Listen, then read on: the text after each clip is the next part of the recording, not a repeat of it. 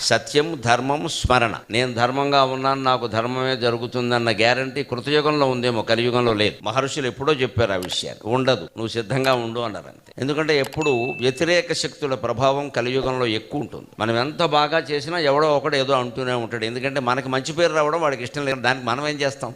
వాడి కోసం ఇప్పుడు కావాలని చెడ్డ పేరు తెచ్చుకోలేము, వాడి కోసం చేసే పని మానేయలేము. చీరలు పెట్టెలో పెట్టుకుని ఉంటారు. చిమ్మట అని ఓ పురుగు ఉంటుంది, బట్టలు కొట్టే పురుగు. పెట్టెలో పెట్టిన చీరలు దానికి ఏం అపకారం చేసే? వాటిని దారిని ఉన్నాయి. కానీ ఈ చిమ్మట ఊరికే వచ్చి ఆ పెట్టెను దొల్చి ఆ చీరలను కూడా కొట్టేస్తుంది. తన దారిని తాను సజ్జనుడు ఉన్నా సరే కొంతమందికి అది నచ్చదు. నచ్చకపోవడం వారి స్వభావం. దాన్ని మనం మార్చలే. మనం నేర్చుకోవలసిందల్లా ఏమిటంటే ఆ నచ్చకపోవడం వల్ల వాడు ఏం చేస్తాడో వాటికి తగినట్టుగా మనం కవచాలు ధరించి ఉండాలి. ఆ కవచాల్లో చాలా ప్రధానమైనది భక్తి అనే కవచం. ఎన్ని ఆయుధాల నుంచి అయినా మనం రక్షించేది భక్తి అనే కవచం. అందుకే మనం పూజలన్నీ చిత్తశుద్ధిగా చెయ్యాలి.